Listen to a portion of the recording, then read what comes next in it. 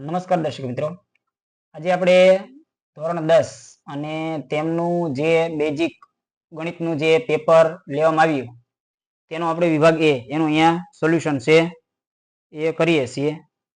તો સૌથી પહેલા વાત કરીએ તો પ્રશ્ન નંબર 1 કે નીચે આપેલ ચિત્રમાં બે લાકડીઓ આપેલ છે, એક કાળી અને બીજી સફેદ. ચિત્રમાં આપેલ માપ પરથી સફેદ લાકડીનું માપ ખાલી સેમી થાય. તો તેમનો જવાબ આવશે બી 13.5.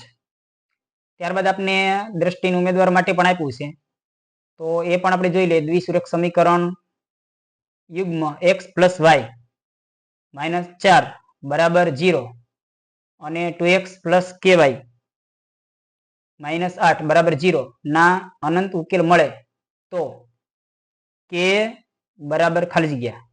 તો જવાબ આવશે સી અર્થાત 2. દ્વિઘાત સમીકરણ x² - 2x + 1 બરાબર 0 માટે x પ્લસ 1/x નું મૂલ્ય ખાલી જગ્યા થાય, તો તેમનું મૂલ્ય થાય 2 અર્થાત જવાબ આવશે સી.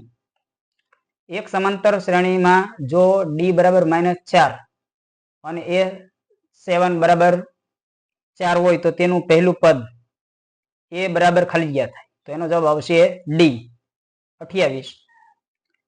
બિંદુઓ 2 -1 અને -1 અને -5 વચ્ચેનું અંતર ખાલી જગ્યા છે, તો જવાબ આવશે બી એકમ 5. પાંચમો એમસીક્યુ, જો sin2 θ બરાબર 1/2 છે તો tan2 θ બરાબર ખાલી જગ્યા થાય, તો એનો જવાબ આવશે ડી 1. કોઈ અવલોકનનો મધ્યક અને મધ્યસ્થ અનુક્રમે 21 અને 23 છે તો તે અવલોકનનો બહુલક ખાલી જગ્યા થાય, તો જવાબ આવશે એ 27.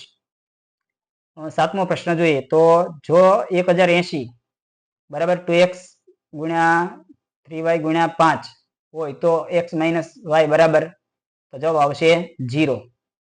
જો બહુપદી px બરાબર x² - 2x + 5 એના શૂન્યો a b છે તો a ગુણ્યા b બરાબર કેટલા થાય, તો 5 થાય.